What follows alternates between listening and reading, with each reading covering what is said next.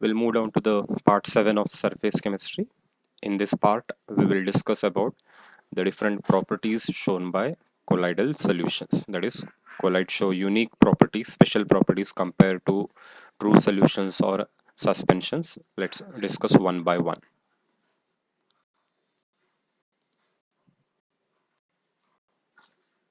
The main important property shown by colloids is Tyndall effect. Tyndall effect, we commonly call it as an optical property of colloids. It is nothing but the phenomenon of scattering of light by colloidal particles. Scattering of light by colloidal particles is called as Tyndall effect. And the path of light which is visible in the form of a bright cone is called as Tyndall cone. यहाँ पे हम कुछ pictures में देख सकते हैं, ये true solution है और ये कोलाइडल सोल्यूशन है. जैसे ही आप कोई लाइट उसके ऊपर फोकस करेंगे तो हम यहाँ देख सकते हैं ट्रू सोल्यूशन में कुछ भी नज़र नहीं आता है, लेकिन कोलाइड्स में एक cone shape bright illumination produce हो जाता है. ये होने की वजह यह है कि यहाँ पर लाइट स्कैटर हो जा रही है. कोलाइडल पार्टिकल्स लाइट को जो है अलग अलग डायरेक्शंस में स्कैटर करते हैं, जिसकी वजह से आपको ये कोन फॉर्म में अपीयर हो जाता है. So this phenomenon we call it as Tyndall effect. और भी एग्जांपल्स जैसे कि कैनोपीज का हम जब डिस्कस करते हैं, कैनोपीज यानी कि ऐसे फॉरेस्ट जहाँ पे बड़े बड़े ट्रीज होते हैं, पूरा ऑलमोस्ट एक में एक मर्ज हो जाते हैं और नीचे पूरा अंधेरा हो जाता है. ऊपर पूरे ब्रांचेस मर्ज होने के बाद नीचे अंधेरा हो जाता है. अगर कहीं से भी अगर थोड़ा भी सनलाइट पास हो गई तो नीचे जब आती है एक टिंडाल कोन फॉर्म के जरिए आती है. या फिर सिनेमा हॉल्स, प्रोजेक्टर का जो लाइट होता है स्क्रीन के ऊपर, वो भी एक कोन शेप में फॉर्म हो जाता है, क्योंकि उसमें भी सिनेमा हॉल्स में भी स्मोक या डस्ट पार्टिकल्स रहते हैं जो कोलाइडल पार्टिकल्स हैं जो लाइट को स्कैटर करते हैं. So like this, many examples are there where we can find this Tyndall effect. Now, if you want to check whether a given solution is colloidal solution or not, you can keep a container containing a colloidal solution in a dark room, and then you can pass a light over it, and when you observe the illumination in the direction of the light, you will not find anything. It will be just a clear solution. But when you observe at right angles, you will find that the light will be scattered in different directions, means the colloidal particles will be shining like stars, they will be twinkling, they will be appearing as bright patches against dark background. यानी कि ऊपर से अगर आप ultra microscope के जरिए से देखेंगे तो यहाँ पे पूरा डार्क बैकग्राउंड नजर आएगा और उसके बीच में ये colloidal particles bright shining particles के जैसा नजर आएंगे. एक्चुअली पार्टिकल्स तो क्लियरली नजर नहीं आएंगे, लेकिन ये शाइनिंग पैचेस की तरह अपीयर हो जाएंगे. इसका मतलब ये होता है कि लाइट स्कैटर हो जा रही है. So we can see here, when light is passed through a colloidal solution, the light is scattered by colloidal particles. These particles appear like shining patches of light which can be easily observed using an ultra microscope. Now when you talk about colloids itself, colloids में भी कुछ ऐसे colloids जैसे कि लियोफिलिक और लियोफोबिक हमने पढ़ा है. ये टिंडाल इफेक्ट हर कोलाइडल सॉल्यूशन में फॉर्म होना डिफिकल्ट है. इसके लिए कुछ कंडीशंस हैं. नेक्स्ट स्लाइड में हम देखेंगे वो कंडीशंस क्या है. यहाँ पे कुछ एग्जांपल्स है Tyndall effect के. That is, visible projected beam in cinema hall is due to scattering of light by dust and smoke. The blue color of the sky is due to scattering of light by colloidal particles.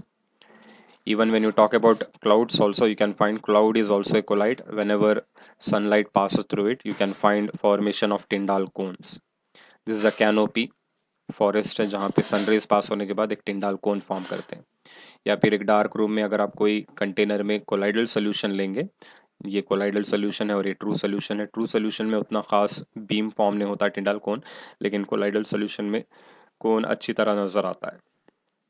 So here also scattering of light is taking place. Light from automobile headlights when they pass through fog और mist during night. ये पूरे examples हैं Tyndall effect के. The conditions for the solution to show Tyndall effect. First of all, the diameter of colloidal particles should be very close to the wavelength of light used. Diameter of the colloidal particles means the dispersed phase. It should be very close to the wavelength of light used. यहाँ पे क्या हो जाता है, colloidal particles का diameter और जो wavelength of light use कर रहे हैं, अगर दोनों वैल्यूज ऑलमोस्ट सेम है तभी जाके स्कैटरिंग होगा. अगर पार्टिकल साइज बहुत ही कम है, जैसे कि ट्रू सॉल्यूशंस, ये लाइट जो है उस विदाउट स्कैटरिंग पास हो जाएगी. It will pass out through that particles without any scattering because wavelengths are larger, particle size is very small. When you talk about suspensions, particles are very large compared to the wavelength of light. That time the light will be reflected back. That's the thing. For proper scattering, diameter of colloidal particles should be almost same to the wavelength of light used. ये पहला important condition है.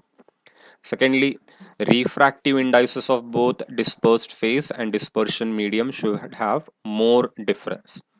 Refractive index, one of the optical property which will be learning in your physics chapter, ये dispersed phase और dispersion medium का refractive index value में बहुत ज़्यादा difference होना है, तब जाके ये दोनों के डिफरेंस की वजह से टिंडाल इफेक्ट एग्जिबिट होगा. That's why the dispersion medium acts as a dark background, and the dispersed phase particles, the colloidal particles, will be appearing as shining patches. So if these two conditions are satisfied by any solution, that time it will be a colloidal solution and it will be mostly leophobic in nature, because these two conditions are satisfied by leophobic sols. That's why leophobic colloids satisfy these conditions and they exhibit Tyndall effect. हमने differences में देखा था leophilic और leophobic के. Leophilic do not show Tyndall effect, whereas leophobic show Tyndall effect because they satisfy these two conditions. और ये एक simple experiment है, इसको कोई स्पेशल apparatus की जरूरत नहीं है. डार्क रूम चाहिए, एक कंटेनर, कोई भी आप कोलाइडल सोल्यूशन ले सकते हैं जैसे घर पे अवेलेबल रहता है, जैसे कि मिल्क ले सकते हैं. लाइट पास करो, ऊपर से अगर माइक्रोस्कोप से चेक करेंगे तो आपको जो है ये शाइनिंग पैचेस की तरह नजर आएगा. अगर नहीं है तो आप टिंडाल कोन देख सकते हैं. So it is a simple experiment to check whether a given solution is in colloidal form or not.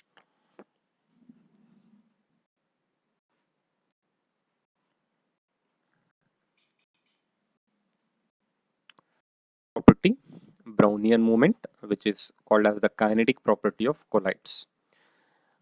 Brownian movement or motion is nothing but the random or zigzag movement of colloidal particles in the medium. Random or zigzag movement of colloidal particles in the medium is called as Brownian motion or Brownian movement. जैसे कि यहाँ पे हम देख सकते हैं ये colloidal particle है, डीएम में रहने के बाद डिस्पर्शन मीडियम में क्या हो जाता है, डिस्पर्शन मीडियम के मॉलिक्यूल्स और डीपी मॉलिक्यूल्स के बीच में कोलिशंस होते हैं. इक्वल कोलिशंस नहीं होंगे, अनइक्वल कोलिशंस रहेंगे.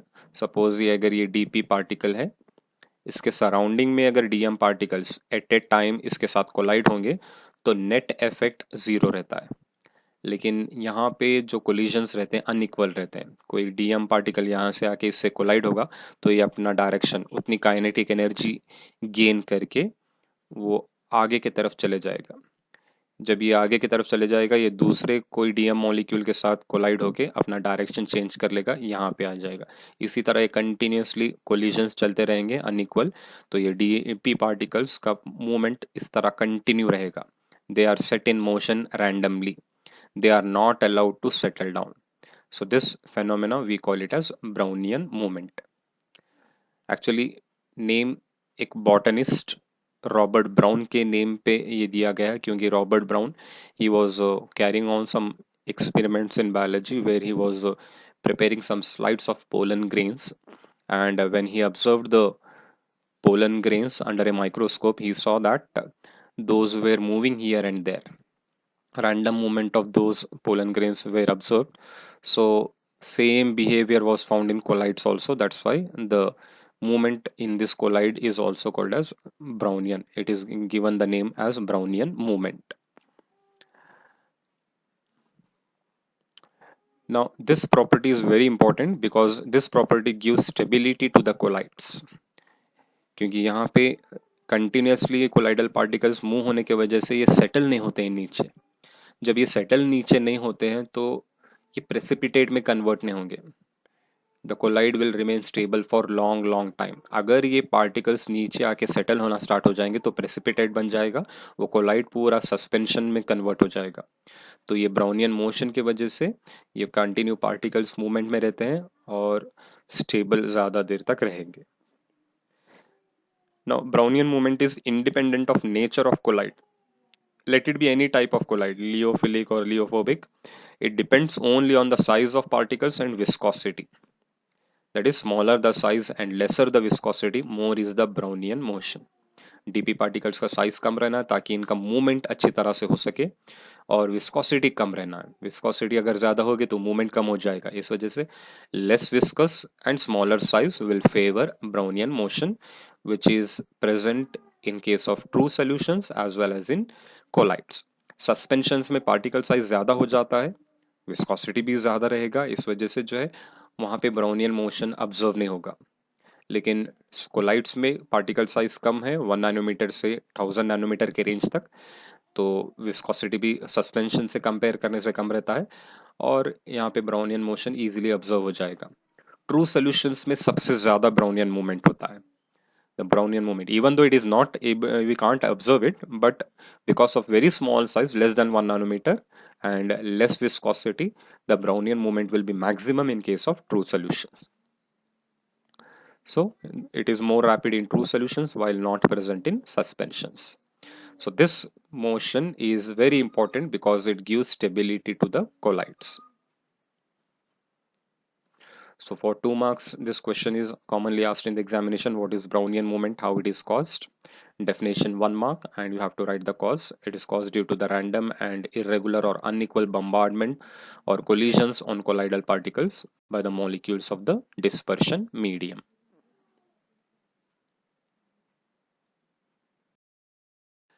Next, charge on colloidal particles. The electrical property of colloids: charge on colloidal particles. Now, when you talk about colloids, like we have discussed in peptization, the conversion of freshly prepared precipitate into colloid by using a suitable electrolyte. तो ये PPT को आप collide में convert कर दे रहे हैं, transform कर दे रहे हैं, एडिंग इलेक्ट्रोलाइट ऐड करके। जब भी आप इलेक्ट्रोलाइट ऐड करते हैं तो ये प्रेसिपिटेट मॉलिक्यूल्स क्या करते हैं, अपने सरफेस के ऊपर कॉमन आयन को एड्सॉर्ब कर लेते हैं। कॉमन आयन एड्सॉर्ब होने के बाद पूरे प्रेसिपिटेट मॉलिक्यूल्स के ऊपर सेम टाइप का आयन एड्सॉर्ब हो जाता है, यानी कि या तो पॉजिटिव चार्ज या फिर नेगेटिव चार्ज। तो सेम चार्जेस रहने से ये पीपीटी मॉलिक्यूल्स रिपेल होते हैं अपने आप से, और इससे क्या हो जाते हैं, एग्रीगेशन कम हो जाता है, they do not aggregate, that's why they remain in colloidal form. Means this process shows that these colloidal particles carry either positive charge or negative charge. They are charged particles, but overall colloid will be neutral, because when a colloidal particle is absorbing either positive charge or negative charge, equal and opposite charge will be present on the dispersion medium. अगर collide के ऊपर positive charge है colloidal particle के ऊपर, तो negative charge DM में रहेगा। अगर कोलाइड के ऊपर नेगेटिव चार्ज है तो डीएम के ऊपर पॉजिटिव चार्ज रहेगा। Overall colloids are electrically neutral. Now in general colloids either carry negative or positive charge. It depends on the preparation, how we prepare it in that way, or what type of substance we are using for the preparation of those colloids. अब जैसे कि example, AgI PPT is formed when AgNO3 is treated with KI solution. अब AgI PPT को आप जब collide में transform करेंगे, collide बनाएंगे इसका, तो कोलाइडल पार्टिकल्स के ऊपर या तो नेगेटिव चार्ज आ सकता है या फिर पॉजिटिव चार्ज आ सकता है। अब नेगेटिव चार्ज AgI कोलाइड अगर चाहिए तो आपको क्या करना पड़ेगा, लार्ज क्वांटिटी में KI सोल्यूशन लेंगे आप, और उसमें AgNO3 ऐड करेंगे। दोनों का कॉन्सेंट्रेशन सेम रहने दो, डाइल्यूट सोल्यूशन ऑफ AgNO3 ले लो, आप dilute solution of KI solution ले लो, ज़्यादा क्वांटिटी में, यानी कि ये सॉल्वेंट की तरह रहेगा और ये सोल्यूट की तरह एक्ट करेगा। जब पीपीटी फॉर्म होगा, PPT immediately excess AgNO3 add करते जाएंगे तो ये पीपीटी जो है कोलाइड में चेंज हो जाएगा। लेकिन जैसे ही कोलाइडल सोल्यूशन फॉर्म होते जाएगा, सोल्यूशन के अंदर एक्सेस क्वांटिटी में KI है, यानी कि आयोडाइड आयॉन्स ज़्यादा है, तो आयोडाइड आयॉन्स AgI मॉलिक्यूल्स के ऊपर एड्सॉर्ब हो जाएंगे। AgI absorbs iodide ions from the medium and gets negatively charged when diluted AgNO3 solution is added. So this is the way how we represent the AgI negatively charged colloidal particle, AgI adsorbed by negative ions on its surface. अगर आप AgNO3 solution में थोड़ा Ki solution add करेंगे तब Ag plus ions का concentration ज़्यादा है because we have taken in excess. That time AgI adsorbs silver ions from the medium and gets positively charged, and hence AgI molecule, it is absorbing Ag plus ions, so this colloid will become positively charged. So overall, to prepare colloids, or when you are preparing the colloids, the colloid can carry or become negatively charged or positively charged. It depends on the concentration or the quantity of the substance present. So here what is happening, so colloids absorb those common ions which are in excess. concentration जिसका ज़्यादा है उसमें के ions, जो common ion है वो आके उस colloidal particles के ऊपर आके absorb हो जाएगा. One more method, if you talk about ferric chloride is added to excess of hot water. Water के अंदर फेरिक क्लोराइड ऐड कर रहे हैं, यहाँ पे हाइड्रोलिसिस हो जाएगा. हाइड्रोलिसिस के बाद क्या होगा, प्रोडक्ट्स रहते हैं फेरिक हाइड्रोक्साइड और HCl. तब यहाँ पर positively charge sol of hydrated ferric oxide, क्योंकि ये फेरिक हाइड्रोक्साइड ज़्यादा देर स्टेबल नहीं रहेगा, it immediately changes to hydrated ferric oxide. That time what happens, it absorbs Fe3 plus ions on its surface. It will be absorbing Fe3 plus ions on its surface. So this colloid will become now positively charged. Remember, same, you can call it as ferric hydroxide sol itself, but it is now positively charged. Same ferric chloride, when you add it to NaOH solution, यहाँ पे क्या हो रहा था, FeCl3 जैसे ही water में add करते हैं हाइड्रोलाइसिस, एक प्रोडक्ट रहता है फेरिक हाइड्रोक्साइड और दूसरा रहता है HCl. तो एसिडिक मीडियम में यहाँ पे क्या हो जाएगा, Fe3 प्लस आयन सरफेस के ऊपर कोलाइडल पार्टिकल के ऊपर एड्सॉर्ब हो जाते हैं. यहाँ पे NaOH एक बेस ऐड कर रहे हैं, तब क्या हो जाता है, OH माइनस आयन्स सॉल्यूशंस में जो अवेलेबल है वो हाइड्रेटेड फेरिक ऑक्साइड के सरफेस के ऊपर आके एड्सॉर्ब हो जाते हैं, so that the colloidal particle will now become negatively charged. So this is a way how colloids will be getting either positive charge or negative charge. It depends on the concentration of the medium as well as it depends on the nature of the medium you are using. So like that, there is no fixed concept like this particular colloid will have a positive charge or this particular colloid is having negative charge. We have to check the concentrations and we have to check the type of medium we are using while preparing these colloids. In general, based on these preparations, we have classified which are negatively charged colloids and which are positively charged colloids. यानी कि कोई concept apply करके बोल नहीं सकते हैं कि ये फलाना जो है ऐसा positively charge ही बनेगा या negative charge बनेगा. प्रिपेयर करने के बाद ये पता चला है कि ये पॉजिटिव चार्ज है और ये नेगेटिव चार्ज है, उसके बेसिस पे हम ये कंक्लूजन्स लेते हैं.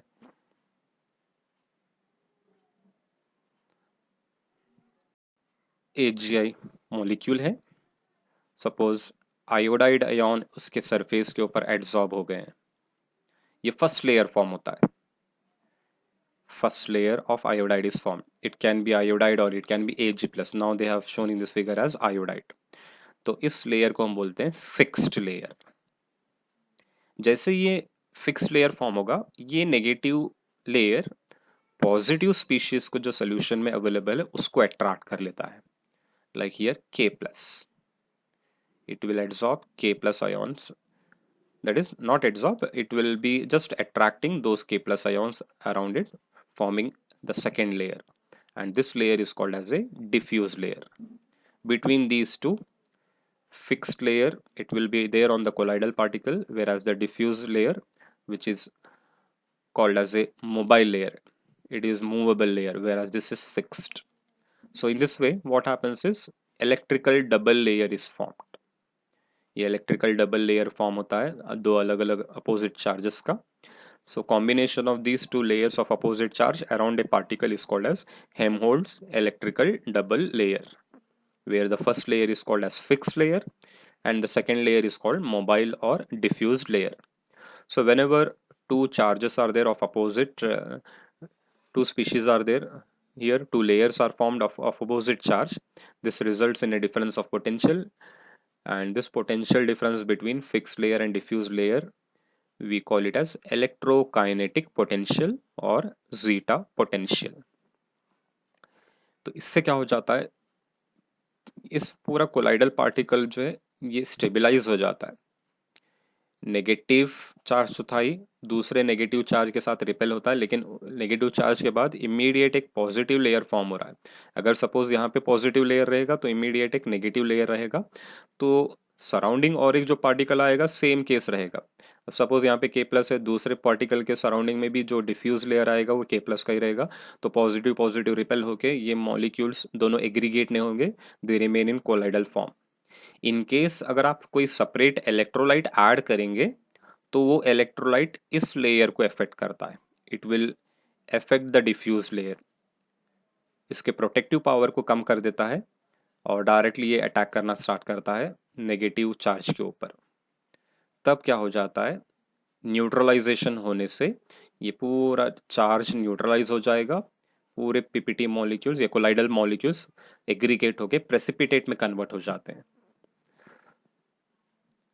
So this is the thing how they convert into precipitate. Initially their stability is all because of this electrical double layer, but when you add some electrolyte, some salt, when you add, due to their higher concentration, they will first attack this diffuse layer, which will lose its capacity of protection, and immediately it will come in contact, the electrolytic ions will come in contact with this negative charge or whatever charge is present here, and they neutralize this charge. Due to the neutralization of the charge, these colloidal particle molecules will aggregate with other molecules and form a precipitate, hence the colloid gets damaged. So presence of charge on colloidal particles is again responsible for their stability. So Brownian motion is also one of the factor which is responsible for the stability, and even presence of charge on colloidal particles is also responsible for their stability. जिसको हम positive charge और negative charge souls में classify करते हैं. तकरीबन जितने भी metal hydroxide souls हैं वो पॉजिटिवली चार्ज होते हैं अगर आप हाइड्रोलिसिस मेथड से प्रिपेयर कर रहे हैं तो, that is by treatment with water. उसी तरह मेटल सोल्स जितने भी हम प्रिपेयर करते हैं जैसे कि ब्रेडिक सार्क मेथड से, they are all negatively charged. Some basic dyes like methylene blue, again positively charge. Some organic molecules like hemoglobin, again it is positively charged.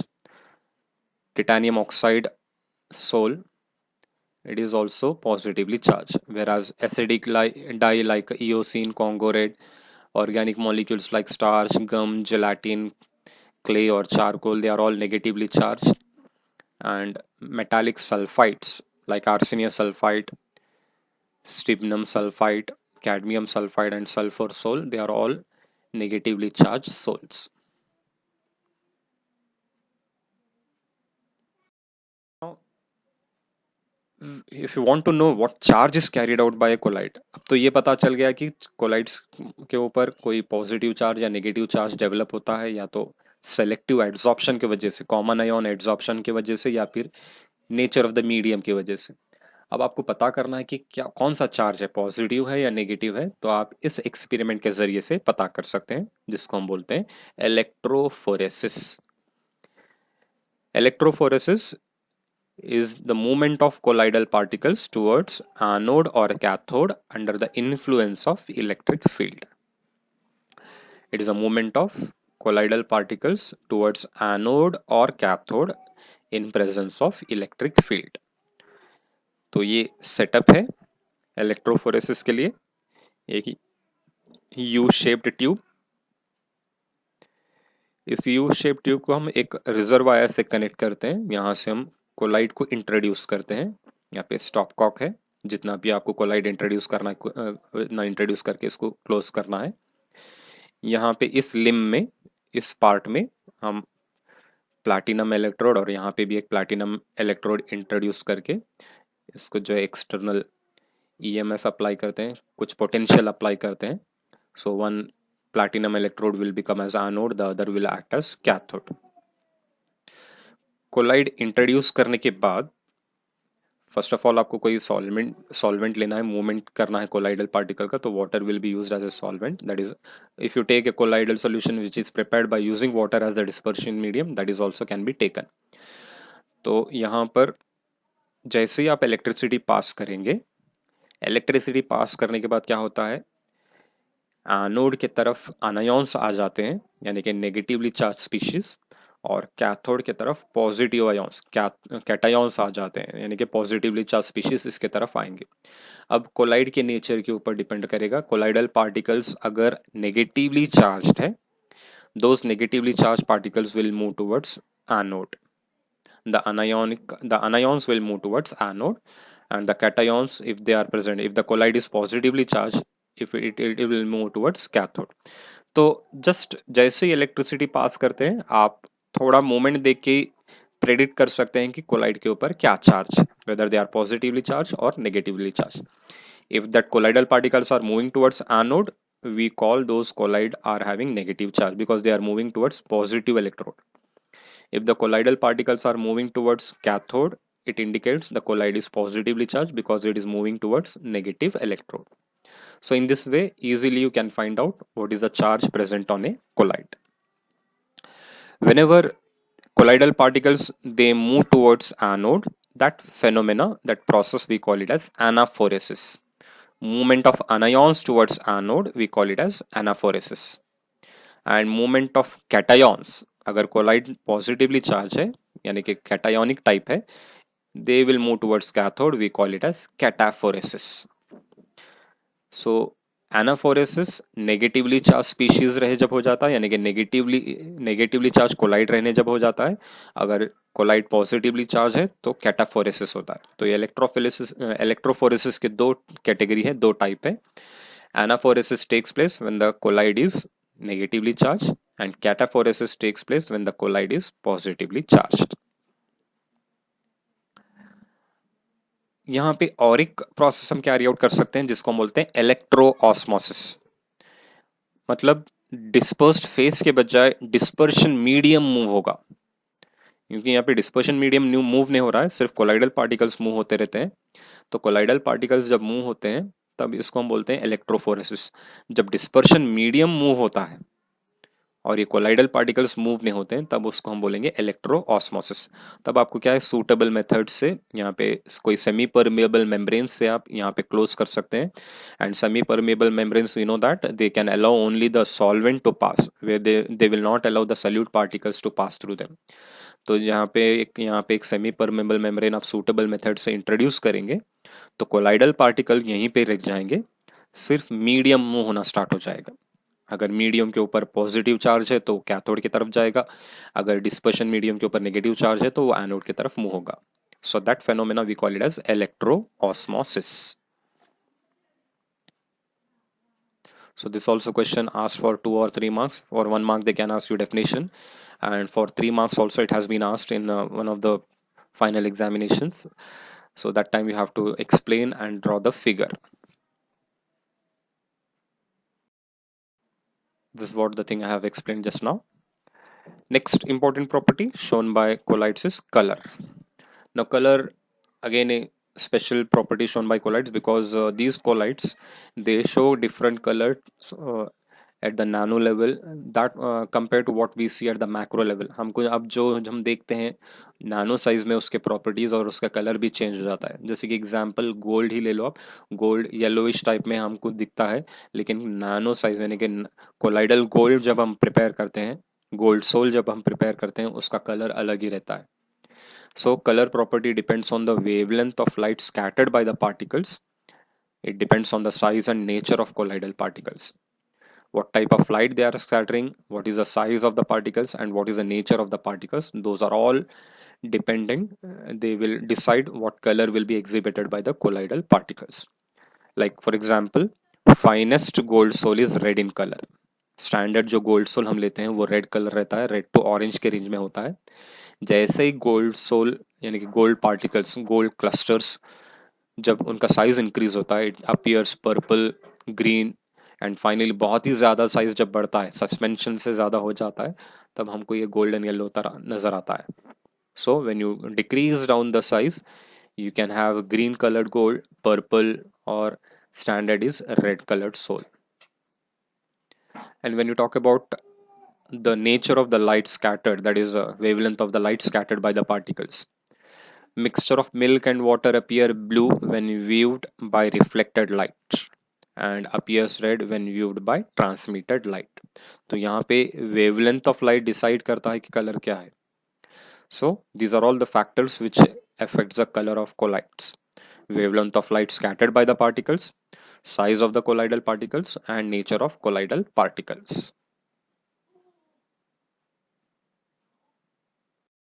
Colligative properties.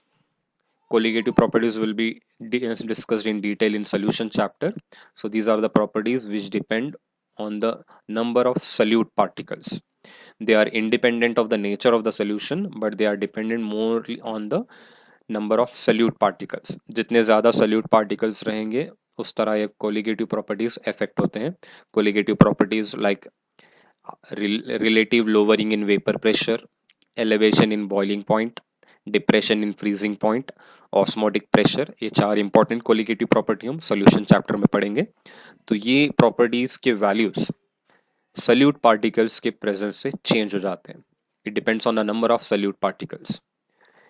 Salute particle या तो एक single ion भी एक salute particle की तरह हम treat करते हैं, या कोई एटम्स को भी हम सल्यूट पार्टिकल ही बोलेंगे, या पूरे मॉलिक्यूल को भी आप एक सल्यूट पार्टिकल बोल सकते हैं. कोलाइड्स में क्या हो जाता है, क्लस्टर ऑफ एटम्स रहते हैं या लार्जर साइज मॉलिक्यूल्स रहते हैं, तो इससे क्वांटिटी ऑफ सल्यूट पार्टिकल्स कम हो जाती है. Compared to true solutions, colloids are having either cluster of atoms or large molecules are acting as colloidal solutions. Due to which, what happens? The quantity, the number of solute particles will be less. When the solute particles are less, these properties are less affected, or their values will be less compared to the values shown by true solutions. So here the same thing is given. Colloidal particles are larger in size compared to true solutions. So colloidal solutions contain less number of particles and show lower values of colligative properties. Next, coagulation और flocculation.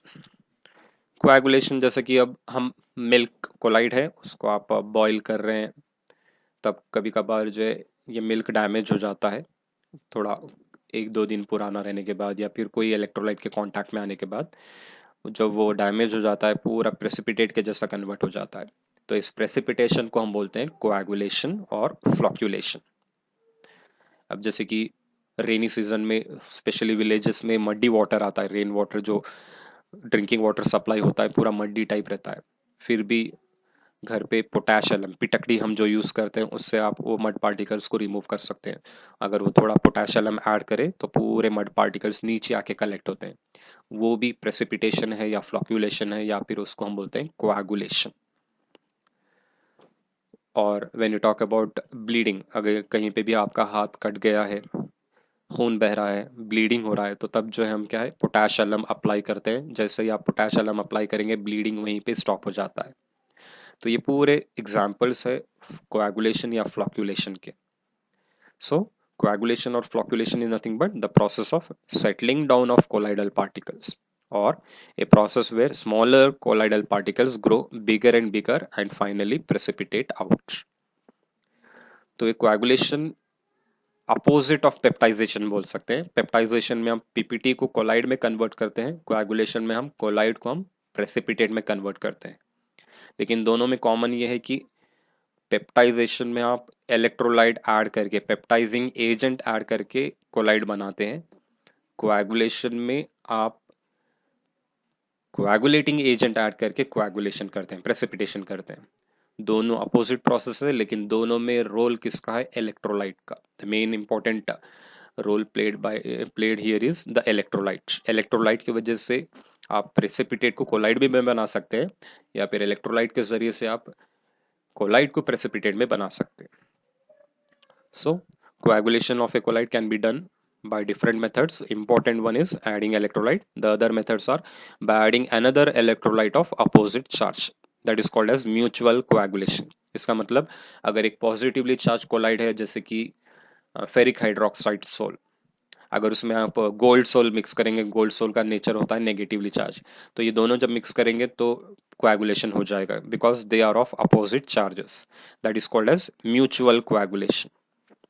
Bye boiling, boil करने से भी जो है particles के ऊपर, जो colloidal particles के ऊपर जो चार्ज है या फिर उनके रैंडमनेस से एक कोलिजन से ये मॉलिक्यूल्स अट्रैक्ट हो जाते हैं और प्रेसिपिटेट में कन्वर्ट हो जाते हैं। By repeated dialysis, during dialysis we have discussed dialysis is carried out for a limited period of time, क्योंकि डायलिसिस अगर आप प्रोलॉन्ग टाइम, लॉन्ग टाइम के लिए अगर आप कैरी आउट करेंगे तो उसमें जितना भी ट्रू सोल्यूशन पार्टिकल्स है, इलेक्ट्रोलाइट है, पूरा निकल जाएगा। तब क्या हो जाएगा, पूरा कोलाइड जो है प्रेसिपिटेट में कन्वर्ट हो जाएगा, यानी कि कोएगुलेट हो जाएगा। Even electrophoresis also, just now we have discussed, when you carry out electrophoresis, that time we have to only check the direction, थोड़ा डायरेक्शन देख लिए किस डायरेक्शन में जा रहा है, एनोड की तरफ या कैथोड की तरफ, इमीडिएटली आपको प्रोसेस स्टॉप करना है। अगर वो कोलाइड को अगर आप कंटिन्यूसली मूवमेंट के लिए ऐसे ही छोड़ देंगे तो वो पूरा कोलाइड एक एनोड या कैथोड की तरफ जाके न्यूट्रलाइज हो जाएगा, it will get discharge there and it will convert into precipitate, यानी कि जितने भी हम सैंपल ऑफ कोलाइड यूज करे थे वो पूरा डैमेज हो जाएगा।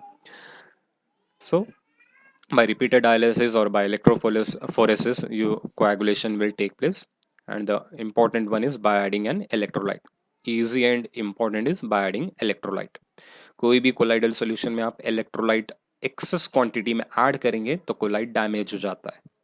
यूजुअली कोलाइड्स के लिए मिनिमम क्वांटिटी ऑफ इलेक्ट्रोलाइट चाहिए स्टेबिलिटी के लिए, क्योंकि वो इलेक्ट्रोलाइट से ही वो अपने ऊपर सरफेस के ऊपर कॉमन आयन एब्जॉर्ब कर लेते हैं, स्टेबलाइज हो जाते हैं। लेकिन यही इलेक्ट्रोलाइट एक्सेस हो गया तो ये डैमेज भी हो जाते हैं। Let's see how this electrolyte help us in coagulation one by one. When you talk about electrolyte, which electrolyte is good for coagulation or better for coagulation? अब जैसे कि अब स्पेशली मडी वाटर का जब हम डिस्कस करते हैं, rainy water जिसमें मड पार्टिकल्स रहते हैं, mud particles are also negatively charged, clay particles they are all negatively charge. तो ऐसे नेगेटिवली चार्ज पार्टिकल्स को आप जो है रिमूव करना चाह रहे हैं तो हम कॉमनली पोटैश एलम यूज करते हैं, पिटकड़ी potash alum, it contains potassium ions and the main ion is aluminium ion. इस पोटैश एलम के बदले आप सोडियम क्लोराइड का भी इस्तेमाल कर सकते हैं, लेकिन सोडियम क्लोराइड ऐड करने के बाद आपको ज़्यादा क्वांटिटी में सोडियम क्लोराइड ऐड करना पड़ेगा, जब जाके वो पूरा मडी वाटर प्यूरिफाई हो जाएगा। लेकिन पोटैश एलम थोड़ा ही क्वांटिटी में पूरा प्रेसिपिटेशन फॉर्म करता है और वाटर इजीली प्यूरिफाई हो जाएगा। Purify in the sense muddy particles पूरे नीचे आके सेटल हो जाते हैं, the water will B now suitable for drinking. अब ये कैसा डिसाइड करें कि कौन सा इलेक्ट्रोलाइट बेटर है, तो इसके लिए हम एक रूल फॉलो करते हैं जिसको हम बोलते हैं Hardy and Schulze rule. Hardy and Schulze rule which states that larger the valency of active ion, greater is its precipitation action. Larger the valency of active ion or coagulating ion, greater is its precipitation action. Electrolyte में जो active ion है, coagulating ion है, अगर उसकी valency ज्यादा है तो उसका प्रेसिपिटेशन पावर भी ज्यादा रहेगा, अगर वैलेंसी कम है तो प्रेसिपिटेशन पावर भी कम रहेगा। यानी कि एक्टिव आयन का मतलब जो कोएगुलेट करने वाला है, जो कोलाइडल पार्टिकल्स को कोएगुलेट करने वाला आयन है, उसको हम बोलते हैं एक्टिव आयन या फिर कोएगुलेटिंग आयन। और चार्ज ज्यादा रहा तो डेफिनेटली उसका प्रेसिपिटेशन पावर भी ज्यादा रहेगा। अब जैसे कि एग्जांपल, आर्सेनियस सल्फाइड एक नेगेटिवली चार्ज सोल है, नेगेटिवली चार्ज कोलाइड है, इसको आप प्रेसिपिटेट करना चाह रहे हैं, कोएगुलेट करना चाह रहे हैं, प्रेसिपिटेट में ट्रांसफॉर्म करना चाह रहे हैं, तो आपको जो है 3 इलेक्ट्रोलाइट दिए हैं, एक अल्यूमिनियम क्लोराइड और एक बेरियम क्लोराइड और तीसरा जो है सोडियम क्लोराइड। क्लोराइड तीनों के लिए कॉमन है, तीनों में क्लोराइड पार्ट है। अब ये नेगेटिवली चार्ज्ड है, arsenious sulphide is a negatively charge, they will give in the question this is a negatively charge colloid, और थोड़े सेलेक्टेड एग्जांपल्स है जिसको आपका चार्ज याद रखना है। अब ये नेगेटिवली चार्ज रहने के बाद इस कोलाइड को अगर आप प्रेसिपिटेट में कन्वर्ट करना चाह रहे हैं तो आपको एक पॉजिटिवली चार्ज आयन चाहिए। तो यहाँ पे क्लोराइड जो है इनके साथ, यानी कि नेगेटिव आयन जो रहेंगे इन कैटायंस के साथ, उनका यहाँ पे कोई रोल नहीं रहेगा। They are not called as active ion. इसको न्यूट्रलाइज करने के लिए, प्रेसिपिटेट में कन्वर्ट करने के लिए आपको चाहिए पॉजिटिव आयंस। तो इन तीनों को भी आप एक्टिव आयंस बोल सकते हैं, कोएगुलेटिंग आयंस और active ions. Sodium ion, barium ion, aluminium ion, all the three can be called as active ions because they can cause coagulation, precipitation. लेकिन इन तीनों में सबसे अच्छा कौन सा है, किससे इजीली कोएगुलेशन होता है, अगर आपको वो देखना है तो हम ये रूल अप्लाई करेंगे। Larger the valency of active ion, इन तीनों में से सबसे चार्ज ज्यादा किसका है वो देखना है। लेट इट बी नेगेटिव और पॉजिटिव। अब यहाँ पे आपको पॉजिटिव पे फोकस करना है, ओनली आपको जो है यहाँ पे देखना है इसका value. Larger the valency of active ion, aluminium ion का चार्ज सबसे ज्यादा है, greater is it's precipitation action, तो इससे इजीली प्रेसिपिटेशन होता है। सो whenever you are selecting an electrolyte, a higher charge valency or higher charge or valency of an ion will be having more precipitation power. तो इन तीनों में aluminum ion is the cation with higher precipitation power. One more example we'll see. Ferric hydroxide is a positively charged colloid. अब इसको neutralise करना है, coagulate करना है, precipitate करना है, तो हमको चाहिए नेगेटिव आयन, क्योंकि ये है पॉजिटिवली चार्ज, आपको नेगेटिव आयन्स सेलेक्ट करना है। अब ये नेगेटिव आयन्स तो एज इट इज नहीं मिलते हैं, ये सॉल्ट फॉर्म में रहते हैं। जैसे कि ये सपोज सोडियम सल्फेट है, ये मैग्नीशियम सल्फेट, ये पोटेशियम ब्रोमाइड, या फिर ये calcium phosphate. Means these are all associated with some cation. आपको यहाँ पे कैटायन नहीं देखना है, क्योंकि ये कैटायंस, यहाँ पर कैटायंस का कोई रोल नहीं रहेगा, क्योंकि ये ऑलरेडी पॉजिटिवली चार्ज है। आपको नेगेटिव आयंस चाहिए, तो इन तीनों को आप एक्टिव आयंस बोलेंगे, क्योंकि इनके वजह से कोएगुलेशन होने वाला है। ब्रोमाइड से भी होगा, सल्फेट से भी होगा, फॉस्फेट से भी होगा, but out of these three which will select is based on Hardy and Schulze rule. Larger the valency of active ion, greater is its precipitation action. So we'll be selecting phosphate ion. Phosphate ion is having the higher charge. Remember, forget about the positive and negative, only check the value, क्योंकि अब ये तीनों भी आपको same nature के ही देखना है। अब आपको यहाँ पे देखना है किसका चार्ज सबसे ज्यादा है। Phosphate is having the higher charge, so it will have more coagulation power. So this is the way how we select electrolyte for coagulation. तो इस वजह से हम जो है पोटैश अलम खासकर प्रेफर करते हैं रेनी वाटर या मडी वाटर को प्यूरिफाई करने के लिए, क्योंकि उससे आसानी से प्रेसिपिटेशन होता है। नेक्स्ट, कोएगुलेटिंग वैल्यू और फ्लक्चुएटिंग वैल्यू। अब तो ये तो पता चल गया कि कौन से इलेक्ट्रोलाइट का प्रेसिपिटेशन पावर ज्यादा रहता है, यानी कि ऐसा इलेक्ट्रोलाइट जिसमें एक्टिव आयन का चार्ज सबसे ज्यादा होना है, उसका प्रेसिपिटेशन पावर ज्यादा रहता है। और एक भी मेथड है जिससे आप इजीली सेलेक्ट कर सकते हैं कौन सा इलेक्ट्रोलाइट कोएगुलेशन के लिए सूटेबल है, यानी कि आपको एक एक एक चेक ऐड करके चेक करना नहीं है, ऑलरेडी ये कैलकुलेटेड वैल्यूज रहते हैं। प्रैक्टिकली चेक करने के बाद कुछ वैल्यूज असाइन करते हैं जिसको हम बोलते हैं कोएगुलेटिंग वैल्यू और fluctuating value. See the definition. It is a minimum amount of electrolyte in millimoles that must be added to 1 dm cube, 1 liter of colloid, to cause coagulation in 2 hours. Is called as coagulating or floculating value.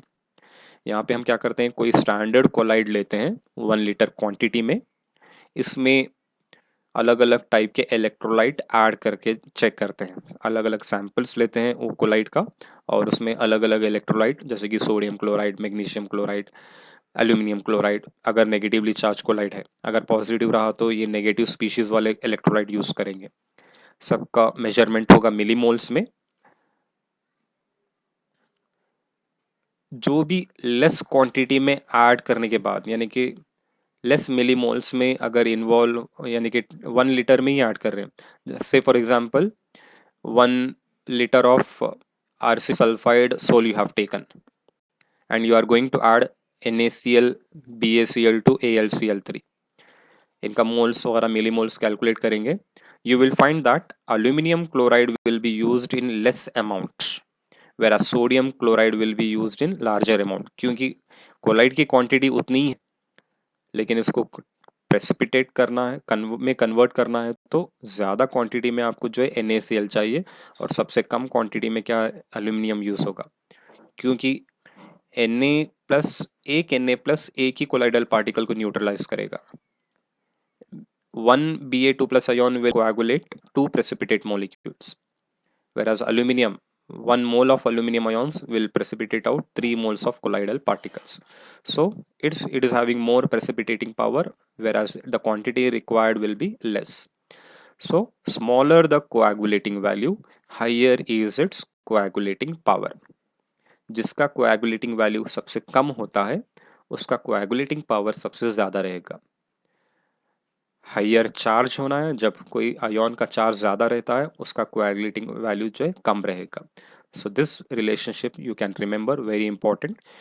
MCQs multiple choice questions आते हैं कि relationship आपको याद रखना है. They will give you which is having better precipitation power, and they will mention you these coagulation values 1 2 3 4. So you will be selecting that electrolyte which is having lowest coagulating value, that it will be nothing but 1. तो यहाँ पे आप relationship याद रखो, coagulating power is directly proportional to the charge on the coagulating or active ion and inversely proportional to coagulating value of electrolyte. Charge ज्यादा होना है, coagulating value कम रहना है, तब coagulating power ज्यादा रहेगा.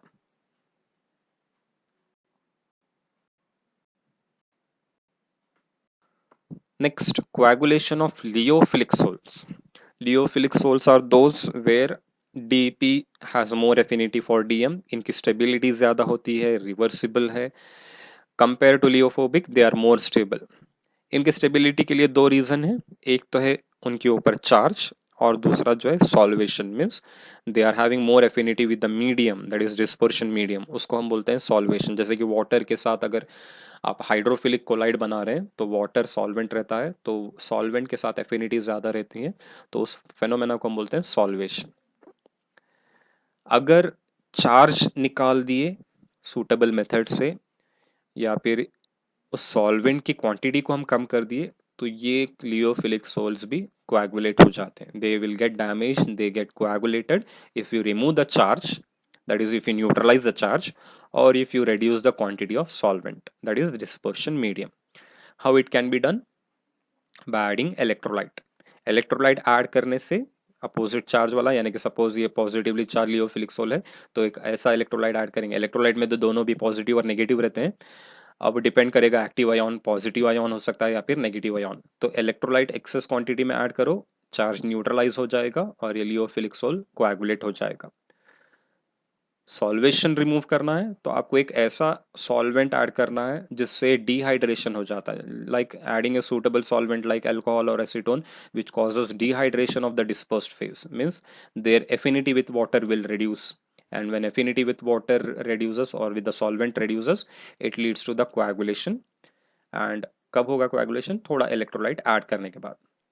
अल्कोहल और एसीटोन ऐड करने के बाद डिहाइड्रेशन होता है, स्टेबिलिटी थोड़ी कम हो जाती है. अब उस मोमेंट में अगर आप थोड़ा भी इलेक्ट्रोलाइट ऐड कर देंगे तो ये लियोफिलिक सोल कोएगुलेट हो जाएगा. In general they are more stable, but if you want to convert them also into precipitate, you have to remove their charge and you have to make them dehydrated. So these are two methods by which you can carry out the process. You can remove the charge by adding electrolyte, and you can dehydrate them by adding a solvent like alcohol or acetone.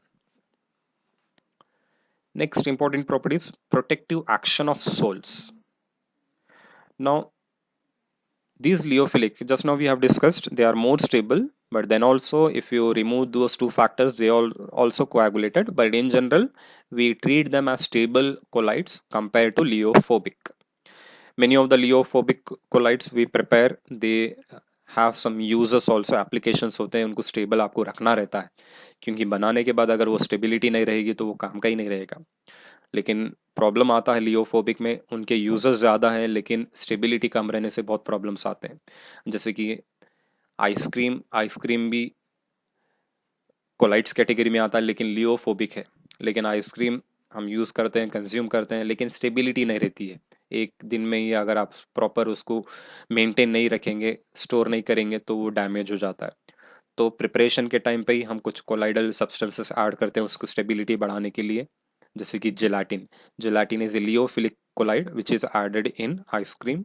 It gives stability to the colloid. उसी तरह gold sol, gold sol हम Bredig arc method से prepare करने के बाद electrolyte थोड़ा alkali तो हम ऐड करते हैं, साथ ही साथ उसको ज़्यादा दिन तक स्टेबल रखने के लिए उसमें थोड़ा जेलाटिन मिक्स करते हैं। तो ये लियोफिलिक सोल्स कॉमनली लियोफोबिक सोल्स में थोड़े क्वांटिटी में मिक्स किया जाता है ताकि लियोफोबिक सोल्स की स्टेबिलिटी बढ़ जाए। To increase the stability of liophobic colloids, we add small amount of liofilic colloids. So this protecting nature of this liophilic soul, we call it as protective action of sols. Property of liofilic sols to prevent the precipitation of liophobic sols is called as protective action of sols. Lyophobic sols को coagulate होने से बचा रहे हैं, कौन बचा रहे हैं? लियोफिलिक। तो इस प्रॉपर्टी को हम बोलते हैं प्रोटेक्टिव एक्शन ऑफ सोल्स। और कौन बचा रहे हैं? लियोफिलिक सोल। जेलाटिन हो सकता है, एगाल्बमिन है, स्टार्च है, गम है, ये पूरे जितने भी लियोफिलिक है ये प्रोटेक्टिव एजेंट की तरह एक्ट करते हैं, इस वजह से हम इन्हें बोलेंगे प्रोटेक्टिव कोलाइट। होता क्या है, जैसे ही लियोफोबिक सोल में आप ये लियोफिलिक सोल ऐड करेंगे, ये लियोफिलिक सोल लियोफोबिक सोल के मॉलिक्यूल्स के ऊपर एक प्रोटेक्टिव लेयर के जैसा सराउंड कर लेते हैं, और लियोफोबिक पार्टिकल्स का कांटेक्ट इलेक्ट्रोलाइट या कोई दूसरे एजेंट्स के साथ कम हो जाता है। Means they are protected by lyophilic. Lyophobic unstable है लेकिन प्रोटेक्टेड है। कौन प्रोटेक्ट कर रहे हैं? लियोफिलिक। लियोफिलिक कोई इलेक्ट्रोलाइट के कांटेक्ट में आता भी है तो उसको जो उतना इफेक्ट नहीं होता है जितना लियोफोबिक को होता है। इस तरह लियोफोबिक सोल्स ज्यादा दिन तक स्टेबल हो जाते हैं। So lyophobic sols, lyophilic sol, it should be liophilic over here. Liophilic soul added form a layer around liophobic soul and protect it from electrolytes. Like coagulating value, we also have some values which help us in selecting protective colloids. जैसा electrolyte selection में हमको use होता एक coagulating value जैसा use होता है, उसी तरह लियोफिलिक कोलाइड्स का सिलेक्शन भी हम कोई वैल्यूज देख के हम सेलेक्ट करते हैं और उस वैल्यू को हम बोलते हैं gold number. So their ability of protection is expressed in terms of gold number, which was introduced by scientist Sigmund Dye. Gold number is number of milligrams of protective colloid required to prevent the coagulation of 10 ml of gold sol when 1 ml of 10% NaCl solution is added. Suppose standard gold sol लेंगे 10 ml quantity में, इस 10 ml quantity of gold sol में अगर आप 1 ml 10% NaCl solution add करेंगे तो ये coagulate हो जाता है। कब कोएगुलेट होता है? 10 ml गोल्ड सोल में 1 ml 10% NaCl सोल्यूशन ऐड करेंगे तो ये कोएगुलेट हो जाता है। अब आपको ये कोएगुलेशन से इस गोल्ड सोल को बचाना है, तो इसको बचाने के लिए जो भी हम प्रोटेक्टिव कोलाइड ऐड करेंगे, जितने भी क्वांटिटी में ऐड करेंगे, जिसको हम मिलीग्राम्स में मेजर करते हैं, उस क्वांटिटी को हम बोलेंगे gold number. So lower the gold number, higher is the protective action. अब जैसे कि एग्जांपल जेलाटिन, इसका गोल्ड नंबर है 0.005 से 0.01 ग्राम, यानी कि 10 ml गोल्ड सोल को अगर आप प्रोटेक्ट करना है इस NaCl सोल्यूशन से, तो आप 0.005 मिलीग्राम्स जेलाटिन ऐड करेंगे तो ये गोल्ड सोल कोएगुलेट नहीं होगा। कब नहीं होगा? NaCl ऐड करने के बाद भी। कितना NaCl? 1 ml 10% NaCl। तो ये वैल्यू को हम बोलेंगे गोल्ड नंबर, क्योंकि इतना जेलेटिन ऐड करने के बाद ये गोल्ड सोल कोएगुलेट नहीं होगा। उसी तरह अगर आप एगाल्बमिन ले रहे हैं, एगाल्बमिन का गोल्ड नंबर 0.08 है, यानी कि जेलाटिन से थोड़ा ज्यादा। अगर आप एगाल्बमिन इतनी वैल्यू 0.005 ग्राम में ऐड करेंगे तब ये गोल्ड सोल डैमेज हो जाएगा, क्योंकि इसका गोल्ड नंबर एगाल्बमिन का ज्यादा है। यानी कि आपको इतना क्वांटिटी 0.08 मिलीग्राम्स एगाल्बमिन जब आप ऐड करेंगे तब ये गोल्ड सोल प्रोटेक्ट होगा। In the same manner, if you are using liyophilic colloid as gum arabic, that time its gold number is 0.1 to 0.15. You have to add 0.1 milligram of gum in 10 ml of gold sol to protect it from NaCl. Same way, when you talk about starch, starch is having the highest gold number of 25. So 25 milligrams of starch is required to protect 10 ml of gold sol from NaCl solution. So जितना gold number कम रहेगा उतना protecting power ज्यादा रहेगा, जितना gold number ज्यादा रहेगा उसका protecting power कम रहेगा। नो डाउट सब भी ये प्रोटेक्टिव एजेंट ही है, लेकिन सबसे ज्यादा प्रोटेक्टिंग पावर जेलाटिन के पास है और सबसे कम स्टार्च। अगर आप सबका सेम भी लेंगे तो इजीली प्रोटेक्टिंग पावर आपको जो है जेलाटिन से मिलता है, बिकॉज इसका गोल्ड नंबर कम है। और स्टार्च अगर आपको जो है अवेलेबल नहीं रहने के बाद आपको स्टार्च यूज करना पड़ रहा है, लियोफिलिक कोलाइड कोई भी अवेलेबल नहीं है, आपके पास स्टार्च है, तो आपको स्टार्च 25 मिलीग्राम्स में ऐड करना पड़ेगा। Means the process will become little bit costly because you have to add that much amount of starch. So you need to remember again, lower the gold number, higher is its protective action. So again, for 1 mark, in MCQs they may give you these many gold numbers which is better protective colloid. So you have to select that protective colloid which is having the lowest gold number. 1 mark के questions theory में भी पूछे हैं, between gelatin and starch which is more protective colloid, and they will give these gold number values.